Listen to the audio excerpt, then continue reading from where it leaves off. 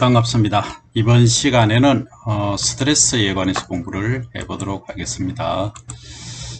우리가 일반적으로 인간이 받는 스트레스는 동물적인 스트레스, 소위 정신적인 정신적 스트레스가 있죠. 그러나 식물은 글쎄요, 정신적인 게 있을 수도 있겠죠, 그죠? 겉으로 드러나는 식물이 반응하는 얘는 거의 이제 소위 피지컬한 것이죠. 피지컬한 것이고 내부적으로는 거의 없다, 이렇게 이해를 하실 수도 있는데 초심리학에서는 또 다르게 얘기를 하기도 합니다. 그래서 어쨌든 이 식물에서 우리가 받는 것은 겉으로 드러나는 것, 소위 피지컬한 쪽을 갖고 이야기를 해보도록 하겠습니다. 그래서 환경적 스트레스가 주로 있고, 그 다음 생물학적 스트레스가 있는데, 여기 이제 피지컬, 소위 이제 바이올로지컬 스트레스가 되겠죠. 요거는 인바이러먼트 스트레스가 되겠고, 아마 여기에 열거할 수 없을 만한 다양한 종류들이 있겠죠. 일단 한번 보도록 할게요. 먼저 환경적 environmental 스트레스 쪽에 보면은 온도가 낮은 경우, 저온 로우 템프죠. 템퍼러처 조건에서는 벼의 지연행 냉해와 장해행 냉해를 일으킨다, 이렇게 되어 있습니다. 지연한다는 말은 어느 시점에 다음 단계로 넘어가고 발육이 된다가 해야 되는데 그렇지 못한 경우를 지연된다, 이렇게. 여기서 뭔가가 이루어져야 되는데 이 뒤에까지 간다 하는 것을 지연행이라고, 장애라는 것은 여기 일어나야 될 사항이 일어나지 않는 것을 또는 미미한 것을 장애, 냉해, 이렇게 부를 수 있다는 거죠. 그래서 여러분들이 꼭 기억해야 될 것은 뭐냐면 이 부분이죠. 벼 생육 과정에 따른 생육 적응과 저온 장애입니다. 그러면 생육 적응은 우리가 작물이 자라는데 가장 잘 자랄 수 있는 온도, 그게 이제 적온이죠. 요 조건이 됩니다, 그죠? 먼저 벽씨가 이제 발화할 때, 소위 싹이 틀 때는 30에서 32도 정도가 적합한데 34도 했습니다, 그죠?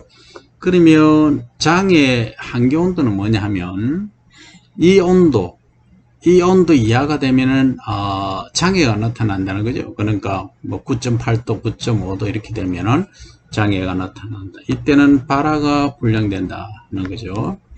발화가 불량된다. 발화가 안 된다, 이 얘기입니다. 근데 아주 중요한 얘기가 있습니다. 뭐냐 하면 이 봄에 싹 틔우기를 5월 예를 들어서 5일날 스타트를 했다, 어린이날 했다 라고 하면 이때 이제 주간 온도는 영상 25도, 28도까지 올라갑니다. 근데 새벽에는 한 2도, 3도까지 내려가는 수가 있어요. 그러면 이게 몇 도 차입니까? 거의 한 3, 4도 차이가 나버립니다. 그러면 이런 조건에서는 발화가 됐던 이 싹이 유아나 유근이 나중에 스트레스를 받으면 제대로 이 성장을 못합니다. 우리가 이제 4, 5월 달에 꽃샘추위라고 여러분들 들어보셨죠? 꽃샘추위. 이제는 봄이구나 했는데 뭡니까? 갑자기 추워져서 특히 벚나무 같은 경우 벚꽃이 싹 떨어지는 경우가 있더라는 거죠. 그래서 이런 밤낮의 온도차가, 소위 일교차가 큰 경우에는 야온을 조심해라 하는 거죠. 그래서 싹 틔울 때는 이 온도를 유지를 할 수 있도록 실내에서 하라 하는 이야기입니다. 그러면 직파를 할 경우가 있겠죠. 직파를 할 경우는 어떤 문제가 발생하느냐 하면, 일단 이제 5월달에 파종하면 아까 같은 문제, 이런 문제가 발생한다, 그죠? 근데 6월달에 파종을 하면 이런 문제가 없어요. 그래서 6월 한 15일에서 20일 남부 지방 같은 경우에, 중부 지방에는 5월 25일에서 30일 경이 되겠죠. 이때쯤 파종하면은 큰 무리는 없다, 이런 스트레스는 없다, 이렇게 말할 수 있는 거예요. 그래서 지역별로 어떤 상태로 파종을 하느냐 하는 것이 중요하다는 거죠. 그리고 또 하나는 품종별로 차이가 납니다. 예컨대 이런 거예요. 자, 인디카인 경우와 자포니카인 경우를 비교를 하면, 인디카인 경우에는 따뜻한 지방, 소위 온도가 높은 데서 잘 생육하는 건데, 자포니카는 약간 온도가 낮아도 생육을 잘 하더라는 거죠. 그러면 어떤 문제가 발생하느냐? 이렇게 되면은 인디카인 경우에는 한 12도씨가 한계 온도입니다. 실제. 자포니카는 한 10도씨가 한계 온도죠. 이렇게 이해를 하시면 되겠다. 그죠? 자, 그 다음 싹 틔우기 때 직파에 관한 얘기가 나왔습니다. 자, 무슨 얘기냐면 싹 틔우는 온도가 이제 20에서 25도씨인데 요 12도씨 이하로 가면은 바람이 출하가 지연된다. 직파의 경우입니다. 이것은 아주 중요하죠. 그래서 5월 중부지방에서 5월 중순에 직파라는 것은 리스크를 안고 있다. 아주 위험하다 하는 거죠. 그렇죠? 그러면 이게 이제 예를 들어서 일항 직파라 하면 이게 노출된 경우하고 바깥에 노출된 경우하고 요 일항 속에 두둑 속에 파종한 경우는 얘기가 다르다 하는 것을 그것도 기억해야 됩니다. 예를 바깥에 바깥 공기에 노출되면 온도가 12도씨 이하로 내려갈 수도 있죠. 그러나 여기 안에 속에 이렇게 있으면 12도씨 이하로 내려가기가 어렵다. 그래서 여기 가장 안정적인 직파법이다. 이렇게 이해를 하시면 됩니다. 그 다음 모짜리대가 있어요. 모짜리대 온도가 15, 20도 플러스 마이너스 5도인데 여기에 13도씨 이하로 만약에 내려가면 모 생육 자체가 키가 안 크고 길이 자람이 문제가 되고 이렇게 어떻게 보면은 적고 약간 붉은색 계통을 나타낸다 하는 아주 위험한 겁니다. 그 다음 뿌리 내릴 때 25에서 8도씨가 적당한데 한계온도 역시 13도입니다. 그래서 모내기 위에 뿌리 내릴 때 이 이하의 온도가 되면 안 된다. 그래서 남부 지방을 기준으로 해서 6월 아무리 빨라도 5월 20일 이후로 하라. 직파든 이항이든. 그리고 중북부 지방에는 5월 25일 그래서 6월 달에 하면 가장 좋는데 이게 문제점이 좀 있죠. 겨울이 너무 빨리 온다. 서리가 빨리 오기 때문에 만생종은 180일의 그 일생을 생육 기간을 요하는 만생종은 상당히 어려운 점이다. 예를 들어서 6월 1일 날 파종을 해서 11월 1일 날 수확을 한다면 중북부 지방은 한 10월 1일 정도 되면은 서리가 내립니다. 설이 내리면 그 이후 모든 것이 끝났다 이렇게 봅니다. 생육이 안 되고 이 나달 알맹이 소위 미질에 아주 지대한 나쁜 영향을 미친다 하는 거죠. 그걸 꼭 인지를 하셔야 됩니다. 그 다음 새끼 칠 때 보면 25에서 32도씨 요것도 한계 온도가 15도입니다. 아주 중요한 걸 기억을 해야 됩니다. 그러면 새끼 칠 때, 즉 분을 할 때 이때는 온도가 15도씨 이하로 내려가면 이 분을 수가 줄어든다. 이 가지 수가 줄어들기 때문에 상당히 그 문제가 된다. 위험성이 있다 하는 거죠. 그 다음 이제 유수 형성기, 소위 배동바지, 감수분열기, 출수 개화기 이때는 최저 온도가 17도 이상은 돼야 되겠다. 그죠? 그래서 한 27, 8도씩 평균 온도를 요하는데 이때 특히 배동바지 때는 이삭이 생기는 시기이므로 이때 온도가 낮아지면 알맹이 수가 유수가 제대로 못 형성된다. 그죠? 그래서 이삭 길이도 짧아지고 나달수도 줄어든다 하는 이야기가 되겠습니다. 그 다음 감수분열기는 안에서 이제 영 안에서 이제 그 암술과 수술이 형성되는 이 시기죠. 이때 감수분열기라고 하는데 요거는 화분 발육이 제외되고 나머지 화분 발육이 제외되다 보니까 나중에 등숙이 안 되는 그 미숙립, 청미 이런 것들이 많이 발생할 수 있다 하는 거죠. 그 다음에 이제 출수기 때, 이삭이 입집을 뚫고 나오는 이 출수기 때도 역시 17도인데, 출수, 그러니까 이삭이 입집을 뚫고 나오는 것과 개와 꽃이 피는 것이 늦어진다. 그러니까 늦어지거나 추출이 잘 안 된다, 불량한다. 그러면 입집 속에서 이삭이 못 나오고 여기서 안에 소위 추출이 안 되는 그런 경우가 생길 수 있다, 그죠? 아주 이 중요한 얘기입니다. 그러고 이제 알맹이의 찰염음 때, 이때는 등숙기라고 하죠. 이때는 온도가 20에서 26도씨를 저온으로 보는데 한계 온도를 14도씨로 봅니다.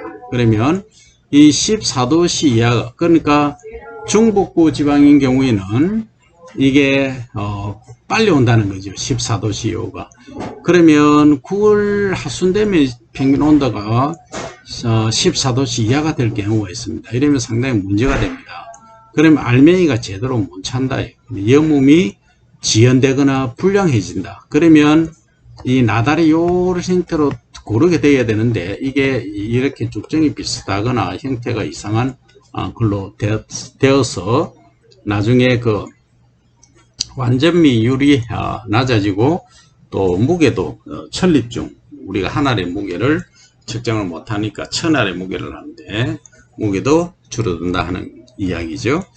그래서 여기 이제 더 상세히 이제 구분해 놨죠. 영양생장기 저온하고 생식생장기 저온으로 이렇게 구분해 보니까 요 영양생장기 때 저온은 지연행냉해, 그러니까 일생이 이렇게 진행되면은 모든 프로그램에 따라서 잎도 나오고 뿌리도 나오고 그 다음에 분월도 더하고 이삭도 형성되고 해야 되는데 그게 안 된다는 거죠. 그 다음에 생식생장기 저온은 이삭 뺄 때, 출수 계약기 때, 이때 이제 장애를 입는 거죠. 그래서 방금 설명드린 대로 영양생장기 때 저온을 하면 뿌리 내림이 불량하고 생육이 지연되고 새끼치기가 억제된다. 그래서 결국은 이 이삭수가 이제 부족하게 되겠죠. 분월수가 이렇게 많아야 되는데 분월수가 줄어들다 보니까 뭐 한 5개, 6개 이렇게 타면은 문제가 된다, 그죠? 그 다음에 출수기가 늦어짐으로써 이제 염음 때가 등숙 때가 등숙이 이제 때 저온이 이런 되는 경우는 발육 정지된 엽수가 립수죠.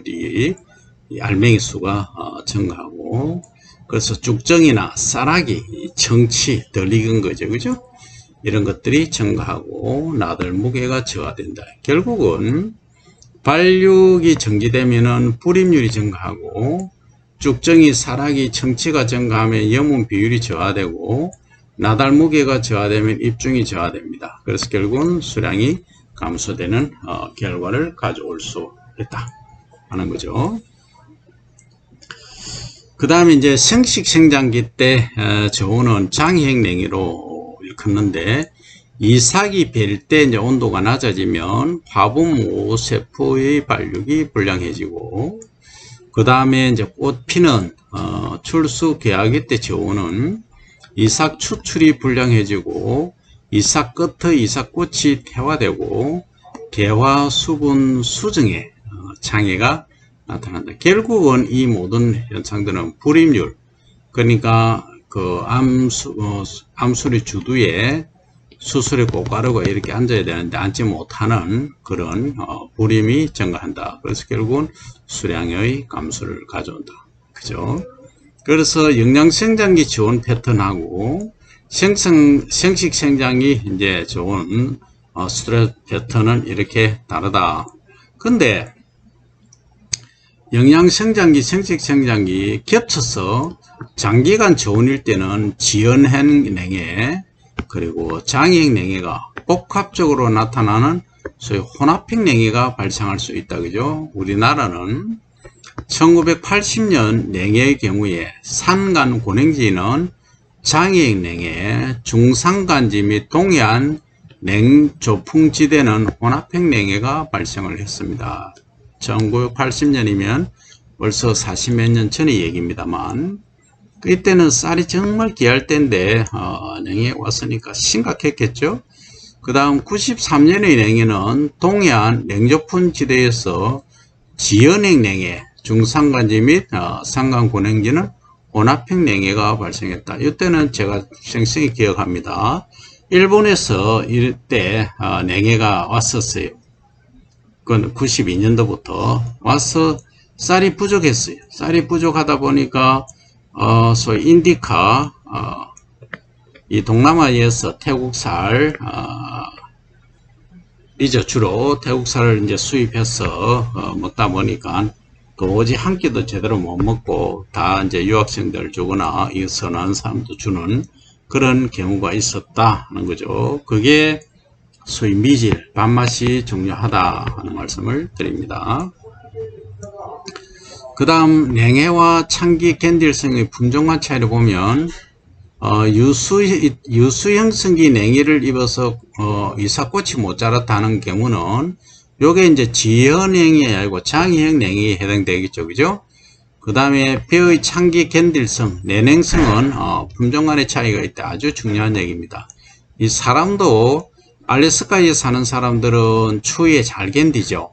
근데 열대지방에 있는 사람들을 알래스카에 뭐 일주일만 가서 살아라 하면은 심각한 문제 발생합니다. 그죠? 그렇듯이 각자 어떤 자라온 환경, 적응한 환경에 따라서 소위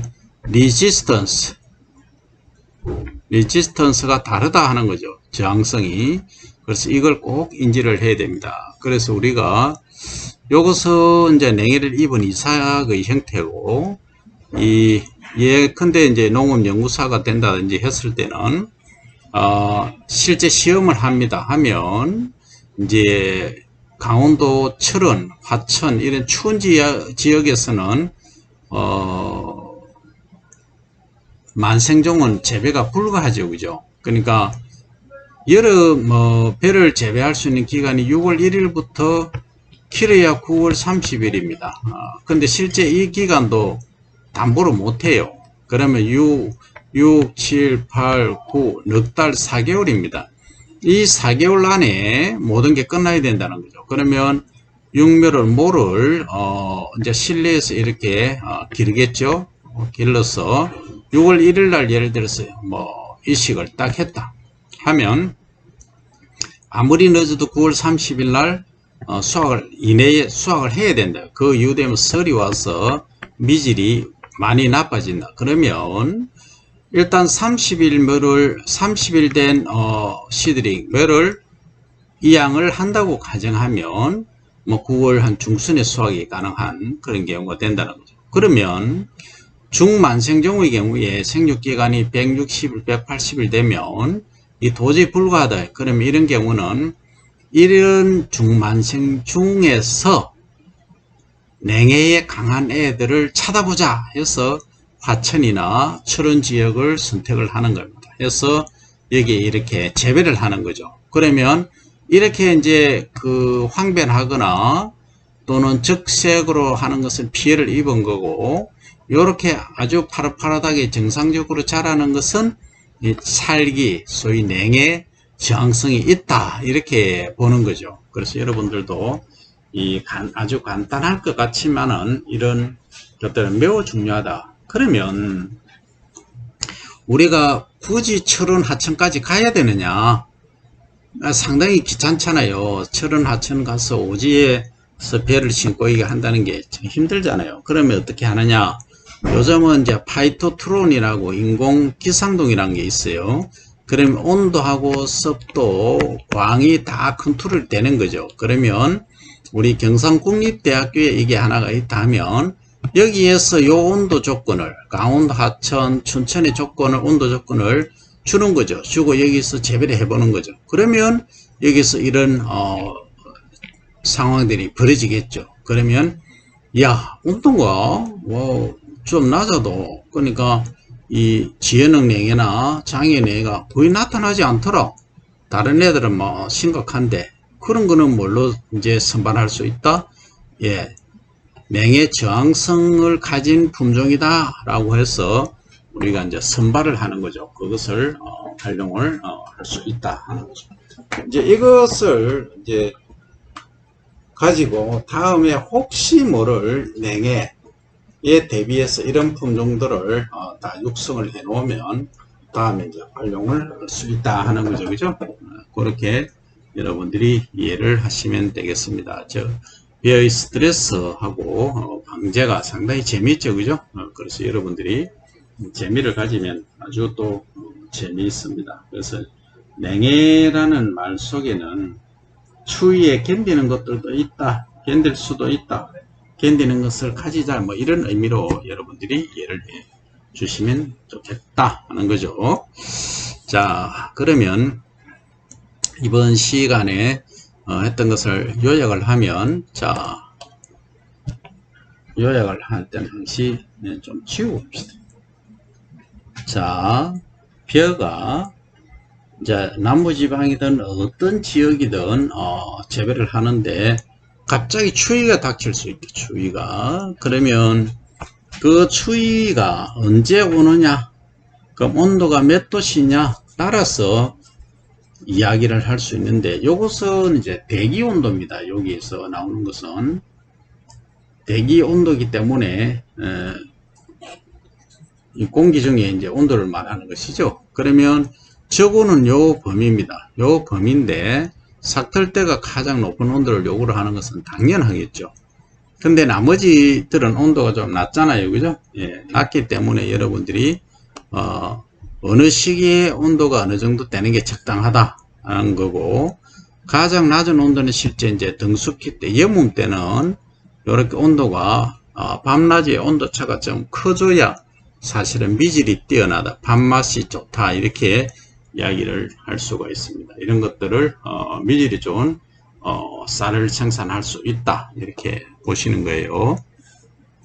그래서 크게 이제 두 가지 형태의 조언을 우리가 얘기를 할 수 있는데, 영양성장기 때, 그러니까 가지치고 키가 클 때, 요때의 조언에 대한 장애, 요것은 우리가 눈으로 드러나는, 겉으로 보이는 소위 지연형 냉해로 얘기를 할 수 있고, 그 다음 두 번째는 생식 성장기 때, 그죠? 요때는 장애형 냉해로 이야기를 할 수가 있다 하는 겁니다. 이렇게 영양 성장기하고 또 생식 성장기에, 이게 이제 영양 성장기 때 저온이 시작해서 생식 성장기 때까지 오버랩 되는 경우가 있어요. 아주 길게 냉해가 올 경우에, 이때는 이것을 이제 혼합형 이렇게 하죠.